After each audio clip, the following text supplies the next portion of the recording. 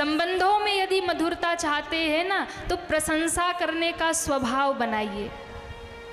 घर में बिखराव तभी होता है, घर तभी टूटता है जब हम केवल कमियां और कमियां ही देखना शुरू कर देते हैं। जब हम प्रशंसा करना छोड़कर केवल निंदा ही निंदा करते हैं। कमियों को बताना चाहिए, अच्छी बात है, लेकिन अच्छाइयों को भी बताना चाहिए। पर हम लोग केवल कमियां गिनाते हैं, अच्छी बातें नहीं गिनाते, केवल कमियां बताते, कहाँ क्या रह गया वो बताते। संबंधों में मधुरता चाहते हैं तो प्रशंसा का स्वभाव बनाइए। घर में, परिवार में प्रशंसा करिए। केवल कमियां ही कमियां देखेंगे तो फिर वहाँ दरारें आ जाएंगी, वहाँ दीवारें उठ जाएंगी, वहाँ रिश्तों में दूरियां पैदा हो जाएंगी। माताएं बहू को जब सुनाना होता है ना, तो क्या करती है, सीधा उसके मायके का नाम लेके सुनाएंगी। बड़ी से बड़ी बात क्या कह दूं, तो तुम्हारे पिता ने ऐसा किया, तुम्हारी माँ ने ऐसा किया, तुम्हारे घर वालों ने ये किया। फिर वहाँ दीवारें खड़ी हो जाती है, वहाँ दरारें पड़ जाती हैं, वो रिश्तों में दूरियां पैदा कर देती है महाराज। कमी हो भी तो भी उसे ढक लेना चाहिए, एक कमी भी हो तो उसे संभाल लेना चाहिए और वहाँ प्रशंसा कर देना चाहिए, ताकि आपके रिश्ते और मजबूत हो जाए। ये राम कथा सिखाती है, ये राम कथा परिवार की ही तो कथा है, ये राम कथा जीवन जीने की ही तो कथा है। ये राम कथा हमें कैसे जीवन जीना चाहिए यही सिखाती है। जीवन जीने की कला अगर सीखनी है तो राम कथा से सीखिए महाराज। हर एक पात्र के लिए एक पिता कैसा होना चाहिए, राम कथा सिखाती है। एक माँ कैसी होनी चाहिए, राम कथा सिखाती है। एक पति कैसा होना चाहिए, राम कथा सिखाती है। एक पत्नी का क्या धर्म है, राम कथा सिखाती है। एक भाई भाई का प्रेम कैसा हो, राम कथा सिखाती है।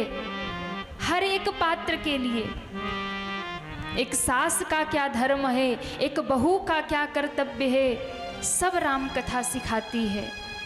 यदि आप पिता हैं तो दशरथ बन जाइए, यदि आप माता हैं तो कौशल्या बन जाइए, यदि पति हैं तो राम बनिए, पुत्र हैं तो राम बनिए, पत्नी है तो सीता बनिए, और भाई हैं तो भरत बन जाइए। जीवन में राम राज्य आ जाएगा। राम राज्य तब आएगा जब राम कथा जीवन में उतर जाएगी महाराज। ये कथा राम की जीव के बड़े काम की, कथा राम की जीव के बड़े काम की, कथा राम की जीव के बड़े काम की, कथा राम की जीव के बड़े काम की, कथा राम की जीव के बड़े काम की। काम क्रोध मद लोभ सुधारे, काम क्रोध मद लोभ सुधारे, काम क्रोध मद लोभ मिटाए, काम क्रोध मद लोभ मिटाए, लोक और परलोक सुधारे, लोक और परलोक सुधारे। जीव सकल विश्राम की ये कथा राम की जीव के बड़े काम की, कथा राम की जीव के बड़े काम की, कथा राम की जीव के बड़े काम की, कथा राम की जीव के बड़े। सभी दोनों हाथ उठा के हरि बोल। जय जय।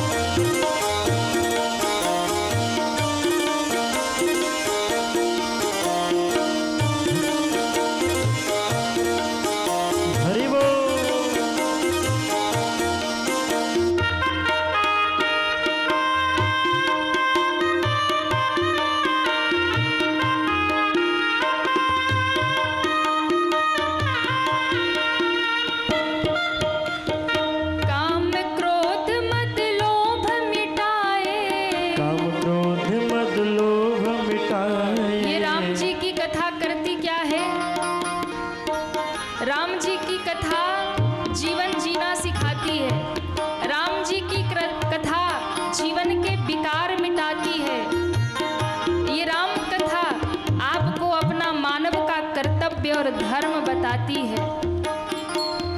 काम क्रोध मद लोभ मिटाए, जीने की हर विधा सिखाए। काम क्रोध मद लोभ मिटाए, जीने की सब विधा सिखाए। काम क्रोध मद लोभ मिटाए, जिनकी सब विधा सिखाए। काम क्रोध मद लोभ मिटाए, जिनकी सब विधा सिखाए। जिनकी सब विधा सिखाए। जिनकी सब विधा सिखाए। हो विश्वास तो मिट भी जाए।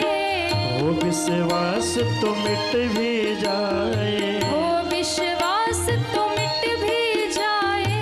हो विश्वास तो मिट भी जाए। लिखी विधाता बाम की ये कथा राम की, जीव के बड़े हो कथा राम की, जीव के बड़े काम की। कथा राम की, जीव के बड़े काम की। कथा राम की, जीव के बड़े काम की। जीव के बड़े काम की, जीव के बड़े काम की। तो ये कथा राम जी की जीवन जीना सिखाती है। जो भी राम कथा जीवन में उतार लेगा, उसी के जीवन में राम राज्य स्थापित हो जाएगा। हर एक पात्र को जीना सिखाती है, हर एक व्यक्ति को जीना सिखाती है। महाराज दशरथ जी बहुत समय बाद सभा में विराजमान हो गए और सभा में बैठकर प्रजा का दुख सुख सुनने लगे। उसी समय दशरथ जी को लगा कि जैसे मेरा मुकुट टेढ़ा हो रहा। तो दशरथ जी ने क्या किया, तुरंत एक दर्पण लिया, दर्पण में अपना मुख देखा और मुकुट को सीधा कर लिया। और जिस समय मुकुट सीधा करके दर्पण में मुख देखा तो दशरथ जी ने क्या देखा, श्रवण समीप भय सित के सा, मन हो जरठपन अस उपदेशा। दशरथ जी ने देखा कि कान के पास के बाल सफेद हो गए। दशरथ जी को लगा कि मेरे बाल, मेरे केश श्वेत हो करके मेरे कान में मानो कहना चाहते हैं कि दशरथ जी अब चौथापन आ गया। ये श्वेत होकर कहना चाहते हैं कि महाराज अब आपने बहुत राज्य किया, अब राजपाट त्याग करके राम को राजा बनाइए और खुद भगवान के भजन में लग जाइए। अब तो चौथापन आ गया। और देखिए, जीवन जब अपनी उत्तरावस्था की ओर जाती है ना, तो ये शरीर विविध संकेत देता है कि भाई अब मौत की घंटी बजने वाली है, अब तैयारी कर लो वहाँ जाने के लिए, अब तैयार हो जाओ। तो क्या तैयारी करना है, तो अब दुनियादारी छोड़ करके ज़्यादा से ज़्यादा भजन करो, सत्संग करो। इन कानों से हरि कथा सुनो, हरि कीर्तन सुनो, इन वाणी से भगवत नाम जपो, इन हाथों से दान करो, इन पाँवों से तीर्थ यात्रा करो, इन आँखों से हरि दर्शन करो। दुनिया दर्शन तो बहुत किए, ये एक एक संकेत मिलता है महाराज, लेकिन कलयुग का आदमी समझता नहीं है। हम लोग समझते नहीं हैं। लोग कहते हैं मौत आती है तो बता के नहीं आती है, मौत तो बहुत घंटी बजाती है, हम लोग सुनते ही नहीं है। घंटी बजाती कि नहीं, अच्छा बताइए क्या करती है। पहले महाराज केस श्वेत हो गए। अच्छा देखो, बाल जब सफ़ेद होते हैं ना तो वो कान के पास से ही सफ़ेद होना शुरू करते हैं। क्यों? क्योंकि वो कानों में उपदेश करते हैं कि भाई पूरे जीवन काले काले काम किए, अब जाने का टाइम है, कुछ उजले उजले काम कर ले। हाँ, वो केस श्वेत होकर के कहते हैं अब अच्छे काम कर ले, उज्जवल काम कर ले, भक्ति कर ले, भजन कर ले, सत्संग कर ले, दान कर ले, धर्म कर ले। क्यों?